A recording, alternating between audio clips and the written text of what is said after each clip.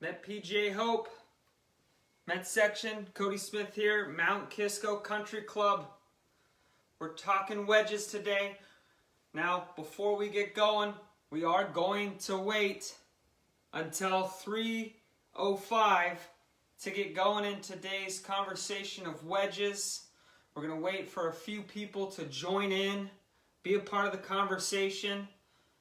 But we got to thank the Met PGA. We have to thank Met PGA Hope for all that they do for the veterans out there.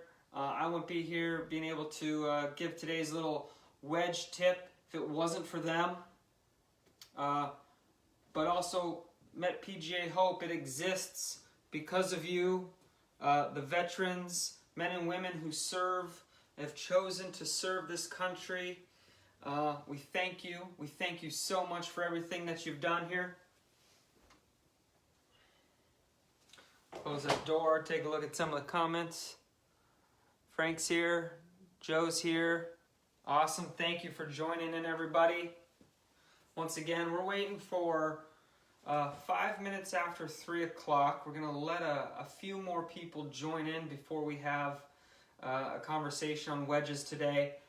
But I also want to remind you that obviously wait until we're done with this video, but when you're done watching this video today, make sure you go to Facebook, jump on that Met PGA Hope page, give it a like, give it a follow, do the same at the Met PGA Facebook page and Instagram, give everything a like and a follow, and then also if you've missed any of the videos previous to this, we've had some great instructors on the Met PGA Hope Facebook page.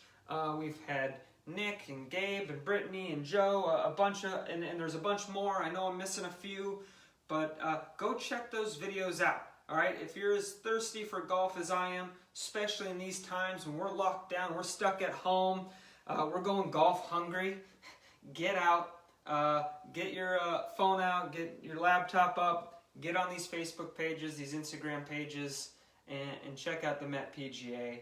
Check out PGA Hope. Scroll down, click on videos, and go find Joe's video. Go find Nick's video. Last week, Gabe and Alex at the Golf Performance Center, they did an excellent video. So check them out. Once again, we're just going to wait a moment, let a few more people jump on and start following today's session. Just going to give it an extra minute. But going to be talking wedges, a little wedge-ucation today. We are going to discuss a little bit of a recap of what we've learned in some of the previous videos. Nick Novak gave us a wonderful description on how to grip a golf club, some of the elements of the golf club, such as a club head, a shaft, and a grip. We'll do a brief recap on all of that, and then we're going to jump in and talk a little grip, talk a little setup, and then talk about ways that I like to practice when I'm around the chipping green at the club, when I'm up at Mount Kisco chipping around, what I like to do to, yes, build a relationship with this club. All right, you got to have one of those to be successful with it. And then we're going to talk about how we can manipulate the golf club as well to do a few different things, you know, make the ball go lower, our standard shot, and then even some high shots, and then also some things we got to be aware of out in the golf course that may make chipping and pitching a little bit more challenging. All right, so we are at just about 1 or 2 after 3 o'clock. Again, we're going to wait till about 5 minutes after before we get into the wedge-ucation, discussing the wedge, how to be successful with our chipping and pitching. So once again, if you don't know who I am, I'm Cody Smith. I've been in the Met section now since, I think Corey Muller hired me 2011 or so. So it's been about 9 years. Yeah, I started at the Country Club of Darien working for Corey Mahler. Was there for a few years. Then had the pleasure these last 6 years to work for Grant Turner and the members at Silenoy Country Club down in Bronxville. Home of the first PGA Championship, if you're unaware of that. Donald Ross golf course, really excellent. One of my favorite in the section. And now I just got asked by the new head golf professional at Mount Kisco Country Club, Kevin Osterlechner. He asked me to come on board with him this year. So really looking forward to starting up there with Kevin, starting a new operation, getting the golf shop going. But let's see what time we have here. If we've got a few minutes after, it looks like 3 or 4 minutes after 3 o'clock. If you're just jumping on, once again, thank you, veterans, for all that you've done. You've taken time out of your life. You've chosen to make kind of that sacrifice to serve our communities, our country. Can't thank you enough. I'm just a golf professional here trying to do what I can to help you along, hopefully, this path and journey you're about to take in golf and improve your golf game. So, if it wasn't for you veterans, we wouldn't have this wonderful program of PGA Hope. So, and we got to thank the Met section, all the staff with the Met section that they do to make sure that the PGA Hope is this rock solid program that it is. So we got some comments. I'm jumping in, looking at the comments. We got Kelly, Joe, we got Bill Hayes, Frank's here, Joe Ngolia, and then Joe Condomini. Awesome. Thanks for joining. So I think we're going to start jumping in. It's almost 5 after 3 o'clock. If you ever missed any of these videos and you don't get to catch them live, don't worry. They're going to be posted. They're on the Met PGA Facebook page. They're on the Met PGA Hope page. They get saved. They get posted. As I said before, when you're done watching this one, don't cut away now, but when you're done watching this one, go back to the Facebook page of the Met PGA Hope, click on videos, scroll down.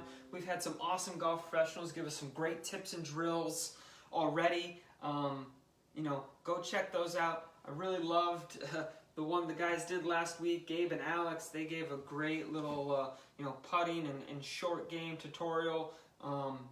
So don't forget to go check out the previous videos. So today, what I wanted to bring to the table was a conversation about wedges, getting a little bit more detail. A lot of you have been watching the videos. You've learned the grip. You've learned about the golf club, the golf swing, some putting. I just wanted to kind of add that next layer of information for you if you've been following along and watching all of these videos. But before we do that, I just want to give a recap. All right, so on a previous video, we had Nick Novak, the Golf Performance Center, one of the coaches and club fitters up there, a longtime Met PGA member. He's been affiliated with the PGA Hope for a very long time.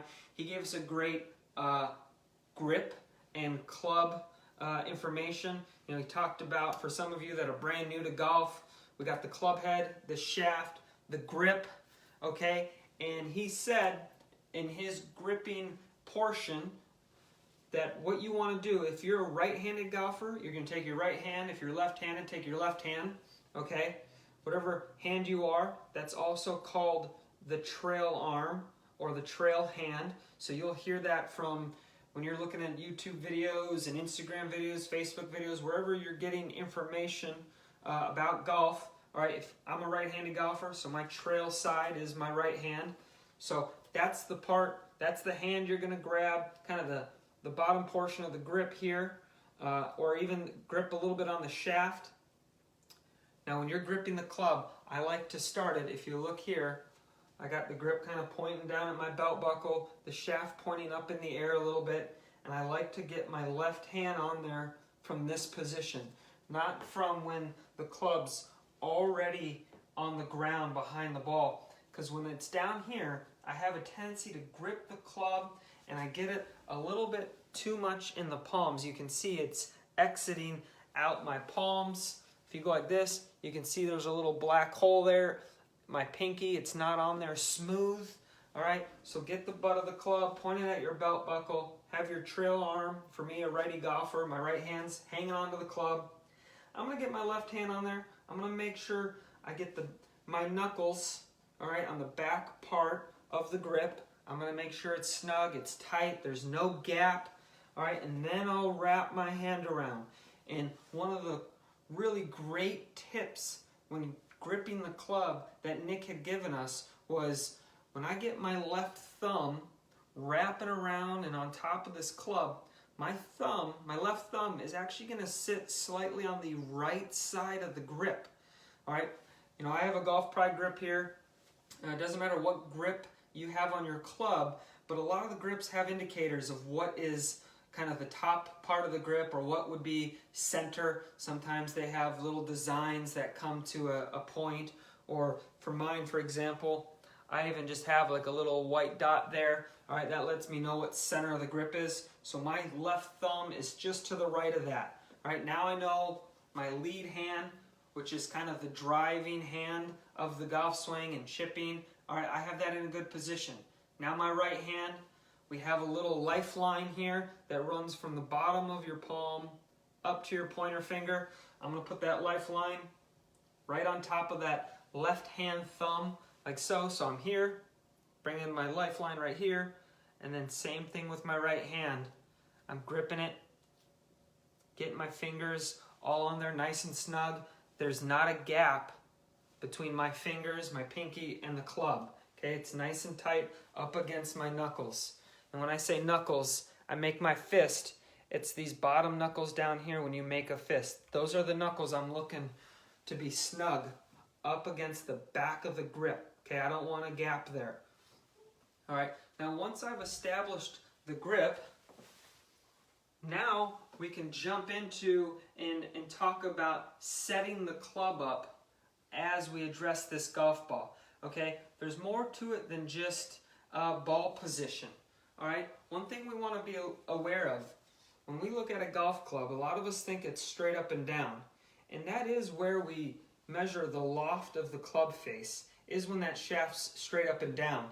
But when I jump in here and kind of zoom in tight, you look at my club, okay?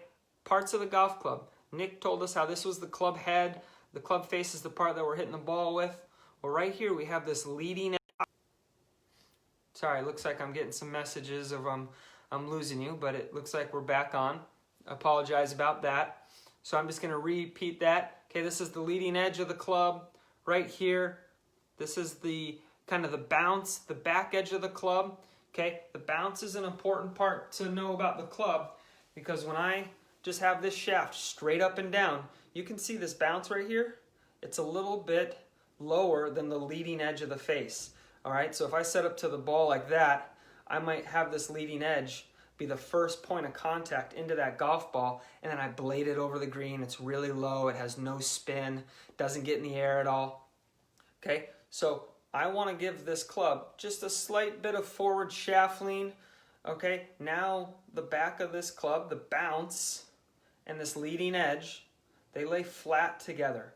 Okay, so how do I know if I have the right amount of forward shaft lean when I'm addressing the golf ball? Okay, I like to use one of two references. Whatever one works best for you is great. All right, when I first address the golf ball, once again, I don't want the club straight up and down, because then the leading edge of the club is up off the ground. And I definitely don't want to add too much forward shaft lean, because then I'm not going to have that bounce, which is our safety net when chipping and swinging the golf club. All right, so if you're wearing shorts or pants and you have a belt loop, all right, that's my first reference point I like to use. When you're addressing this club, I got the club right here behind my golf ball. I'm pointing the butt of the club up at this belt loop, all right? And that's what I'll use as a reference so that I know I have the right amount of forward shaft lean when I'm addressing the golf ball, all right? And if you don't have shorts, if you're a female golfer and you're wearing a skirt a lot of the times and you don't have belt loops, you might have a logo on your shirt. Right here I have my Mount Kisco logo on my shirt. You can imagine pointing the butt of the club to the logo of the shirt. That's also a good reference point so that you know, hey, I have the right amount of shaft lean forward before I try and go and strike this golf ball. All right, so we've learned the grip, or we've done a little recap of the grip that Nick taught us.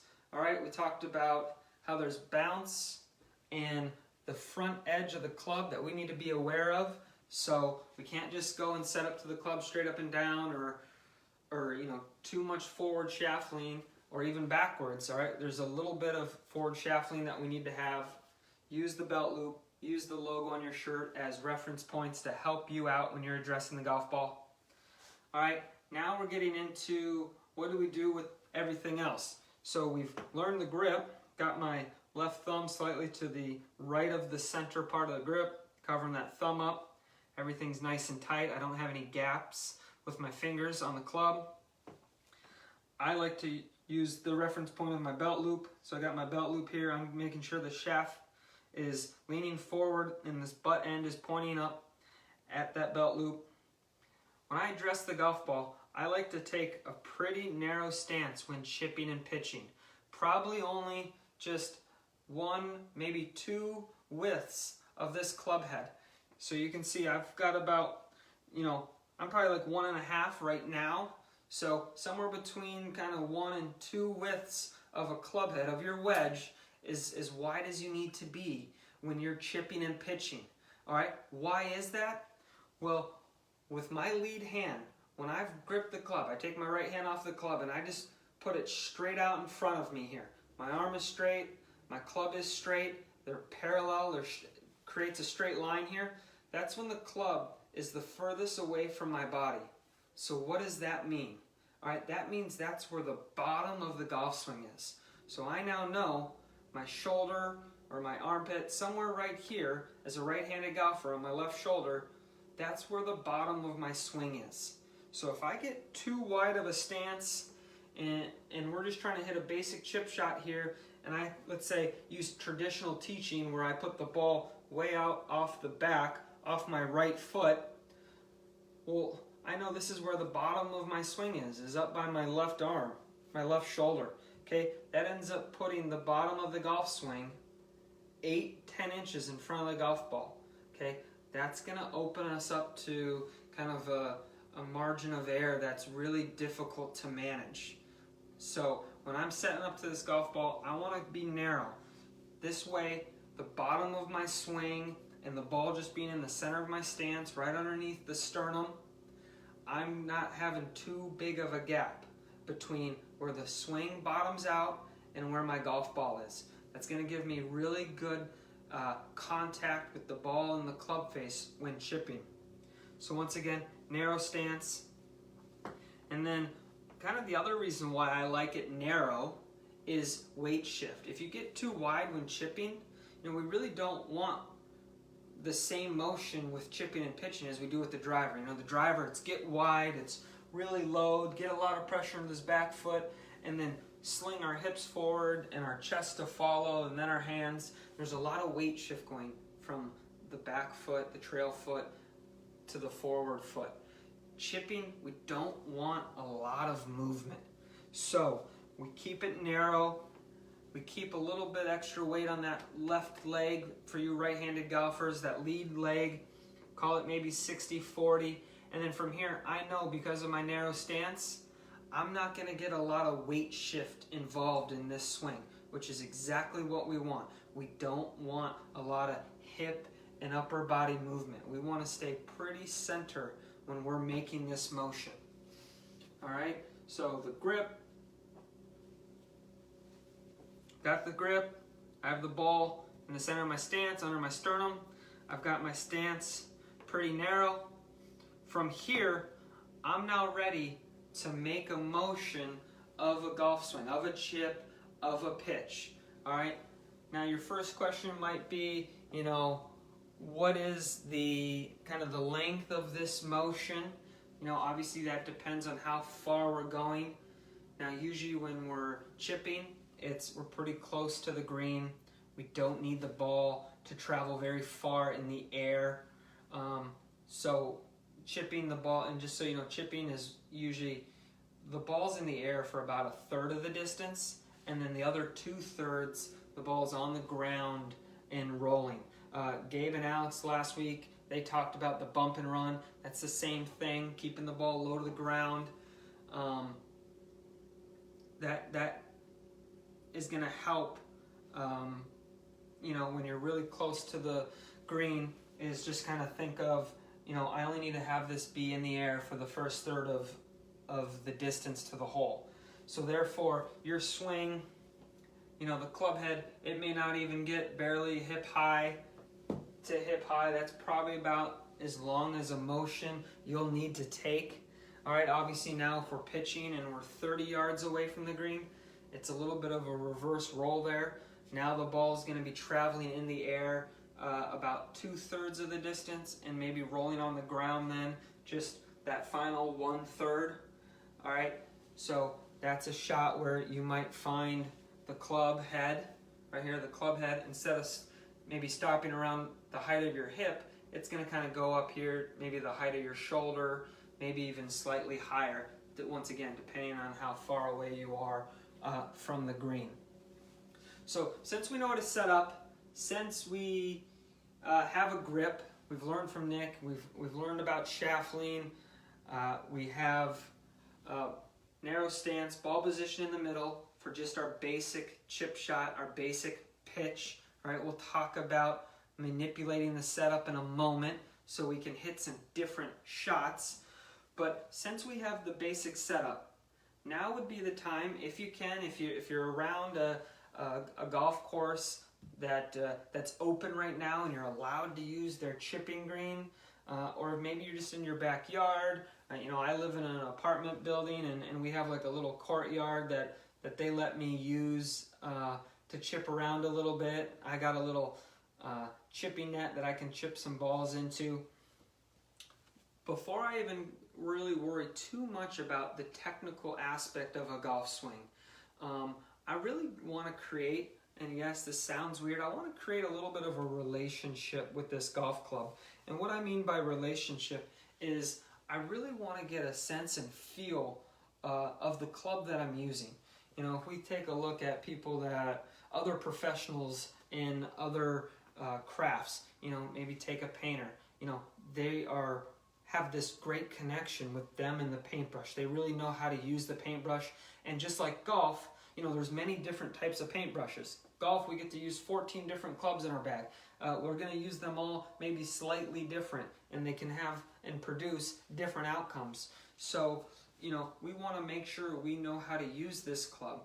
And it's all about just kind of getting out there and chipping around, having fun, and practicing and doing different shots. You know, hit from the fairway, hit from the rough, hit from the bunker. Don't be intimidated to even put the ball in a divot, maybe put the ball in a real tight lie. Whatever you want to do to challenge yourself, that's going to help you to develop, yes, a relationship and a feel of this golf club. Probably one of the things I love doing actually when I'm getting ready to chip is I'll even just kind of make motions. I won't even hit the ground. All right, I'm making these motions right now with the golf club, and I'm just feeling the weight of the club. Now, why would I want to feel the weight of the club when I'm swinging, just doing some chipping and pitching motions? I know I can feel the weight of the club because my arms are pretty relaxed. I don't have a lot of tension in my grip pressure, okay? If you got that death grip, you know, 10 being really tight and 1 being so light that you'd probably lose, like the club would come swinging out when you're swinging, okay? I'm at like a 4 or 5 out of 10, okay? So I'm making sure I have good grip pressure, and I'm just swinging the club back and forth here, really feeling the weight of the club. That's good practice motion. Sometimes that's better practice for you than actually just trying to think of a technical move or the club traveling up a swing plane when we're chipping. Keep it simple. Build a relationship with your wedge. Another kind of, it's a little advanced, but I do want you to try it. Even if you're a beginner at golf or have only been playing golf for a year or two, I want you to take the club, and if you're right-handed, you're going to try with your right arm first, your trail arm, your trail hand, and I'm going to grip it as I normally would, but I'm going to take my left hand off the club. So this is what it looks like. I still am maintaining my normal right hand grip. And I'm going to make just some swings, right hand only. Okay, I'm going to start out without a golf ball. Okay, we don't need to hit a golf ball at first. And I'm just going to make some motions with my right hand only. Now, why would I be making some swings with just my right hand only first? Because it teaches me what this arm and what my wrists do in the swing. Believe it or not, our body is pretty smart at just kind of thinking about, just subconsciously thinking about hinging the club and moving the club head upwards. All right, I'm training my body, my mind. This is what the club and the right arm does in the swing. Okay, once again, when we put two hands on it and we start swinging, that's when tension happens. That's when a tightness and a flex of our muscles get involved, and we make this club head really, really light. And then all of a sudden, that's when tempo goes away, and we start hitting not as many good shots. Probably a little too many of those poor shots. So one hand not only teaches us what this arm does in the swing, but I can really feel the weight of this club again. And then if you want, put a golf ball down. Try to make contact with it and get some feels of what it's like to make contact with one hand. All right? It's going to teach you a lot about what you have to do, what this right arm, the trail arm, has to do in the swing, even just to make contact. Now, you don't have to hit this perfect, beautiful, ball that shoots 10 feet in the air and has backspin. No, we're just kind of learning. Once again, we're building a relationship with our wedge and what we're trying to do here. And then once I've done that, I'm going to go to the lead hand. I'm going to go back. I'm going to grip it normally as I would. And now I'm going to make some swings with just my left hand. Okay? Now from here, once again, I'm getting a sense and a feel of the tempo of pitching and chipping, and I'm learning what my arm's going to do in this swing. Okay? I'm letting the club tell me, my brain, what this arm's going to do.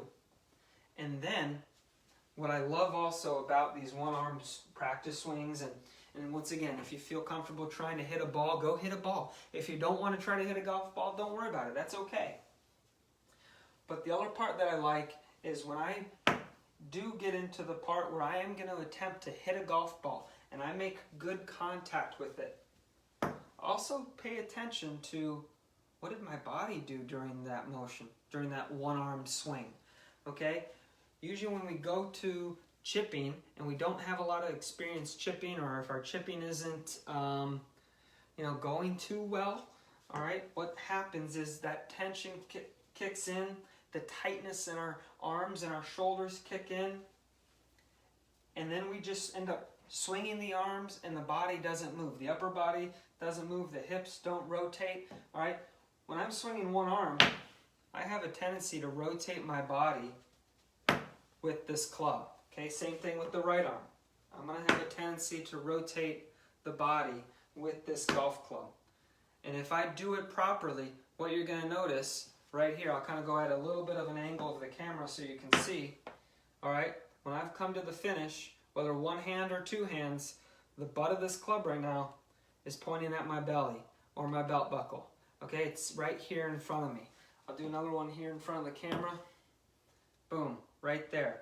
I don't have the club pointing out this way behind me, and I definitely don't want the club pointing back down towards the ground and behind me, all right, because that's a sign of that I didn't use my body at all. I'm going to pause real quick. I'm going to come here to the comments. I'm going to see what some people are saying.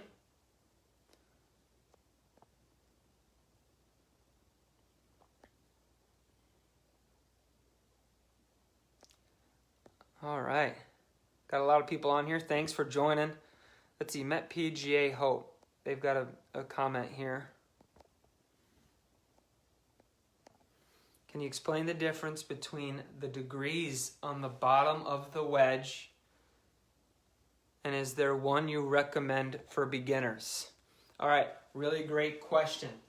So at the beginning of this segment, we were kind of talking just the difference of, there's this leading edge, and then the back part of the sole is called the bounce, okay?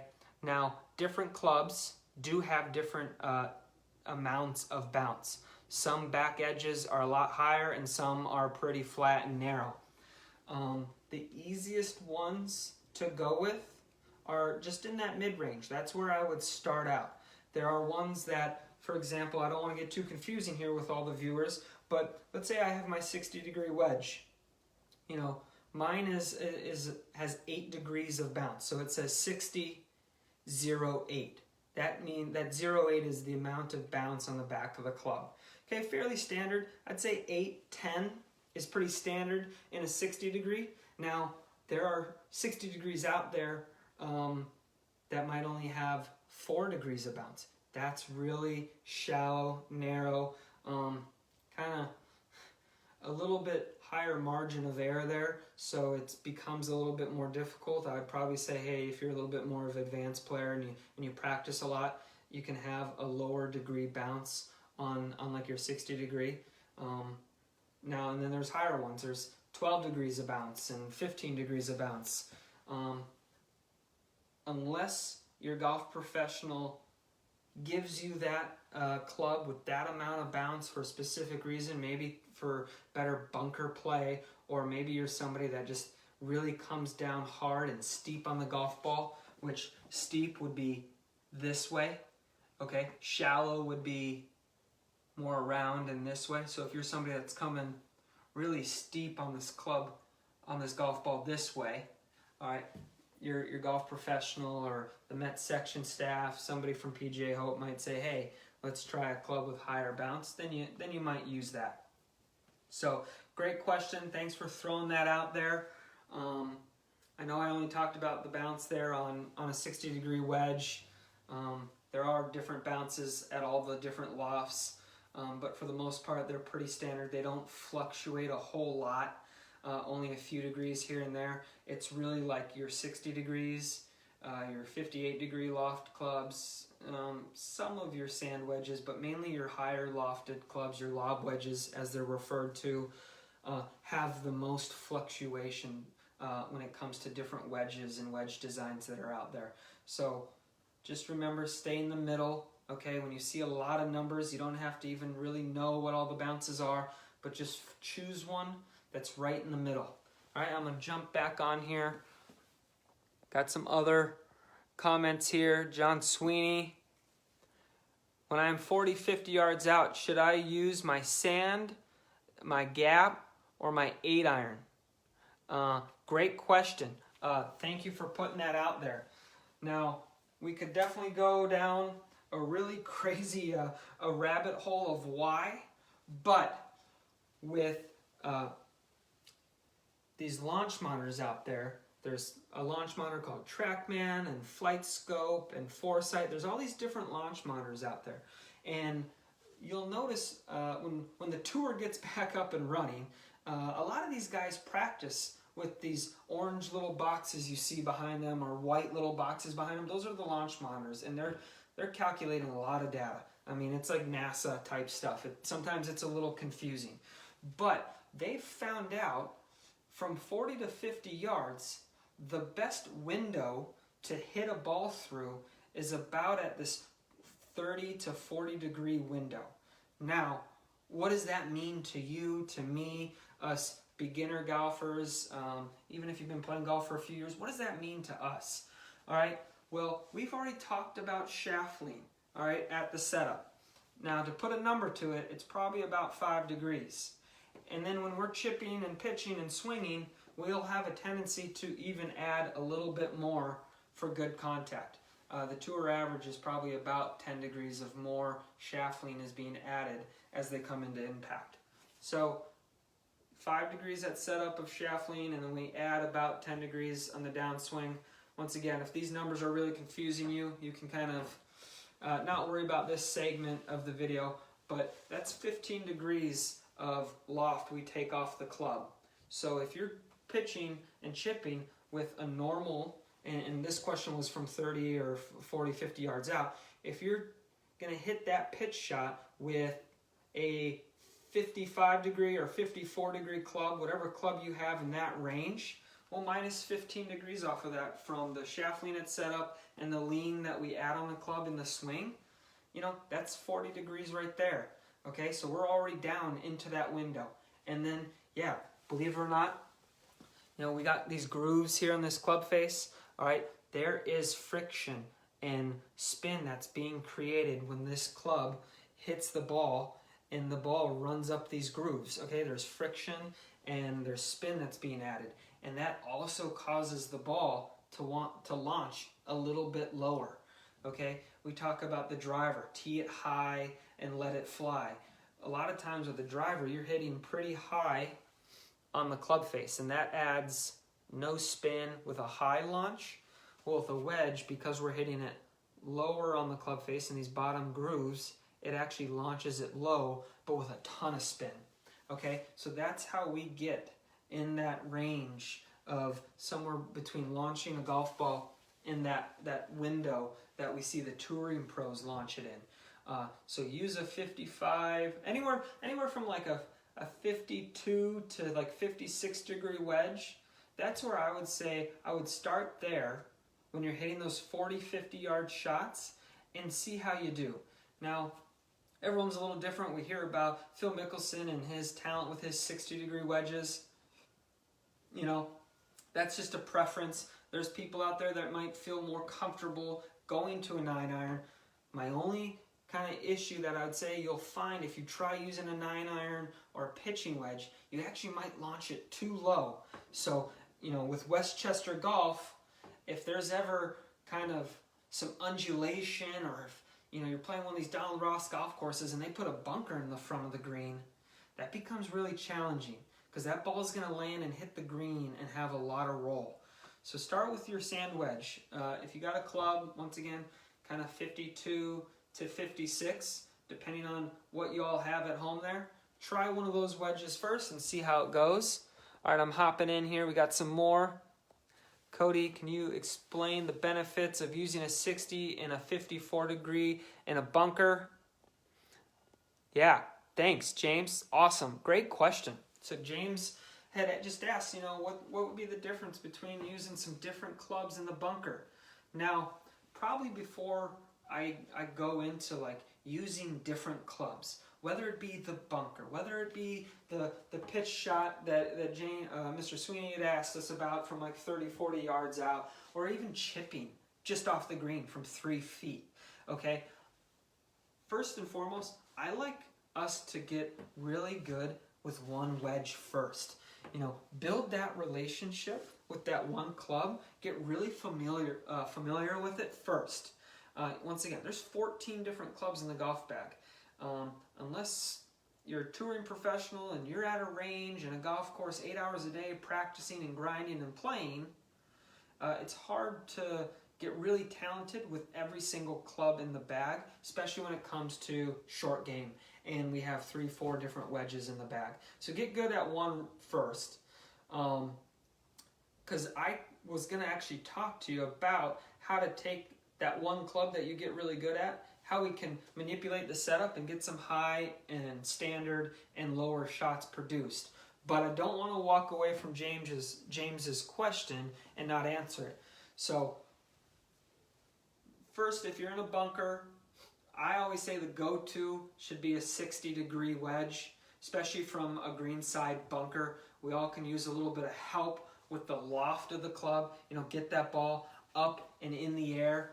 I would say on average, especially in Westchester and, you know, in the Met section, if you're in a greenside bunker, even if the pin's in the middle of the green, you know, it's maybe 15 yards away from you at max.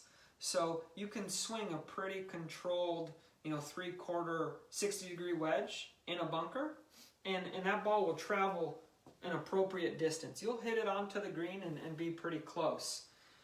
Now, if the pin happens to be on the other side of the green, like you're in a front bunker and the pin's in the back left, you know, and you get past, I would say, let's say 20 yards and farther, now I'm probably grabbing a club with less loft. So I'm going from the 60-degree loft maybe to that sand wedge, which is like 56 or 54 degrees aloft, depending on what clubs you have. So for me, it's about 20 yards. I know I can, in a bunker, successfully, without swinging too hard, get my 60-degree wedge, go at max 20 yards in a greenside bunker. After that, then I'm de-lofting it. And then I'm going maybe another 10 yards with my 54 or 56-degree club. So 20 yards to 30 yards away, I'm hitting my 56, 54. Anything past that, now I continue going up to another club, my gap wedge, my pitching wedge, just as you would with a full swing. Probably every 10 to 12 yards is the gap you have between your clubs. So after that initial 20, every 10 yards, you know, because sometimes you're in a bunker that's 30 yards short of the green, you know, now you're talking about maybe grabbing your gap wedge or your pitching wedge. It's a great question, James, there, about when should I use a 60 or my 54 in the bunkers. It's just based on yardage for me. So let's talk about, before James's question, or when that came up, I mentioned let's get really good. Let's build that relationship with one wedge first. You know, for me, Westchester golf, you know, it really depends where you play your golf. You know, I play a lot in Westchester. There's a lot of undulation. There's very seldom where I'm on the same level chipping and pitching as the green or where the pin is. You know, at Mount Kisco, it's, you know, that pin is usually always above my feet. Sometimes it's below, but a lot of times it's above. So I feel like having a little bit more loft. So I do have a tendency to go with the 60-degree wedge as my preferred club to use, pretty much from like 50, 60 yards and in. Okay. One being that I know I can hit this club 60 yards, so that's a benefit there. But I also know it's going to be very helpful whether I'm in a bunker, fairway, or rough around the green, chipping and pitching. So our original setup conversation that we had before, ball in the middle of my stance, a narrow stance, get a little bit of that shaft lean. Okay, I got the butt of the club pointing up at this first belt loop. All right, that's my setup for the basic standard chip and pitch shot. Whether you're 30 yards away or just 3 feet from the green, that's my setup. Now, I'm going to grab this little loft rod, little magnet, sticks on my club. Okay, I'm going to show you here like this. I hope everyone sees all right. So when I have a little bit of shaft lean and I'm set up in my neutral setup, you can see this rod is showing the loft of the club. Now, if I were to move the ball back in my stance, okay, even though it's not what I want to do for my standard shot, sometimes I may want to manipulate this shot. Maybe I want to hit a little bit more of a bump and run, especially with me who uses a 60 as kind of my go-to wedge around the green. There are some times where I feel like I just want to do more of a bump and run because there's plenty of green to work with. I will manipulate the club. I'll move it back in my stance, and you can see this rod points now significantly lower. Okay, so the loft of the club has been decreased. But what we need to also be aware of, okay, so this is, I'm giving you a view where you would be looking at the golf club from behind. So this is the standard shaft lean, okay? When I shift the club back, what happens? I de-lofted it, but what happens when I put that club in the back of my stance? It does have a tendency for some people to point now the loft into a direction out to the right for a right-handed golfer. Okay, so a couple things that I want to do here. Okay, I want to close the club face slightly, and I want to take this shaft and get a little closer to the ball and a little bit more upright. So I'm going to put this ball right here. It looks like everyone can see this golf ball all right. So here's my standard setup. If I keep my narrow stance, but I put that ball a little further back in my stance, I do want to get a little closer to it because I need to have a little bit of a steeper angle into that golf ball because it's further back. So I do get a little closer to it, but you can see the rod's pointing out to the right.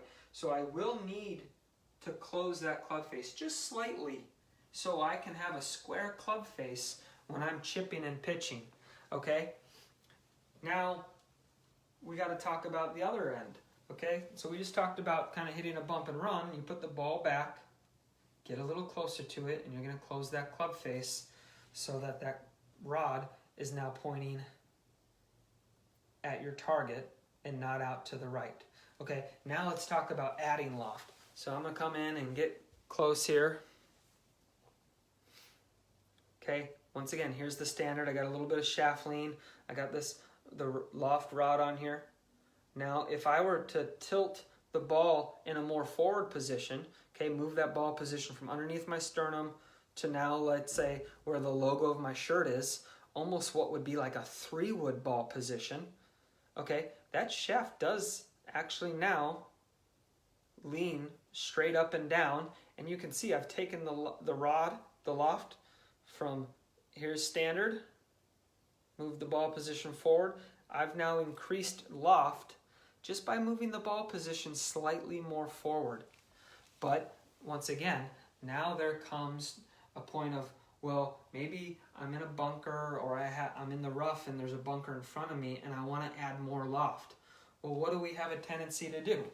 We have a tendency now to open the club face up, even increase the direction of the loft more. But when we do that, so here's my standard setup. Now I'm going to keep my narrower stance, maybe extend it a little bit wider, okay? Move the handle back and add loft, okay? So this rod is definitely pointing much higher up in the air than it would in my standard setup. But what I got to do is, just like when we put the ball back, we can kind of see, mainly because we've opened up the club face, that rod is once again pointing out to the right. So what I want to do though with the high shot is a little opposite though of what I did when I put the ball back. I actually want to get a little bit, create a little bit more space between me and the ball, maybe just an inch or two, and I'm actually going to take the rod of my club, you know, my grip side, my handle, and I'm actually going to lower it slightly, okay, and I'll bring this a little in closer to you. So if you're setting up like this, by lowering the shaft, look what happened to the direction of the loft. Even though it looks like my grooves are pointing that way, the direction of the loft is now straight at my target because I took the shaft and I lowered it a little bit, okay? So that's how you hit a nice high bunker shot, a nice high flop shot, and that's how you can manipulate your setup to hit some of these different shots, you know, standard, low, high, when we're still trying to build, you know, a relationship first with one club. Let me come in here, see if there's any other comments. All right. John Sweeney, when I'm on the first cut of the green, should I putt or use bump and run or chip? Yeah, great question there. You know, it depends on the lie there, John. If I'm 3 feet off the green, generally, if I can putt, I'm going to choose putting first. Now, you know, sometimes the mowers, you know, they might have, you know, there might be a mow line, and maybe, you know, a lot of places, they don't mow the fairways necessarily every day, right? So it might be every third day they do fairway mowing. So it really depends on the grass and the surface that I'm putting on. If it's quite a bit different, and or if it's even bumpy compared to the putting green surface, then I might have to reconsider, all right, maybe putting will be a little too challenging. I might have a hard time judging how hard I have to hit this compared to if I was just on the green. So that's where I'm going to talk about consider chipping, or as you've said, bump and run, where it would be, using that low trajectory setup that we just talked about, because I want the ball on the green as fast as possible and rolling out, because that's a little bit easier to control than trying to hit a high lofted club and flop shot all the way to the hole. So putt if you can, but then assess the lie. If it's a little challenging, there's no wrong answer. Chipping, bump and run, those would be my second options that I would try to do. All right, let me jump on here. Let me see what the other comments, questions are. I use an interlock grip. Is that strong than yours? That's from Gil. Gil, I use an interlock grip. Tiger used it. Nicholas used it. It's a pretty good grip. In terms of strong, I'm not quite sure if I understood what you meant there by strong. I always try to teach, a neutral grip first, and go from there. And then I would, advise you to go see your Met section professional or your PGA Hope, volunteer, counselor, administrator, and maybe seek their advice and see what they say about your grip. Some people get away with a really strong grip and play great golf. We look on the tours out there, LPGA, PGA, European Tour. There's a lot of different grips out there. So I usually kind of blueprint a neutral grip first, and then just depending on the student, I go from there. And I do teach the interlock. All right. Well, I want to say thank you once again to the Met PGA Hope, Kelly, Amanda, James, everybody. There's so many names. I'm going to miss names, and I can't think of them all right now, but you guys run such a great program. It's given me an opportunity to use this Facebook vehicle to just give a little information out to the vets out there as an appreciation for what they've done, taking time out of their life to serve in one of the branches, Navy and Army, Marines, whatever branch you served in, I appreciate what you did for America, for our communities.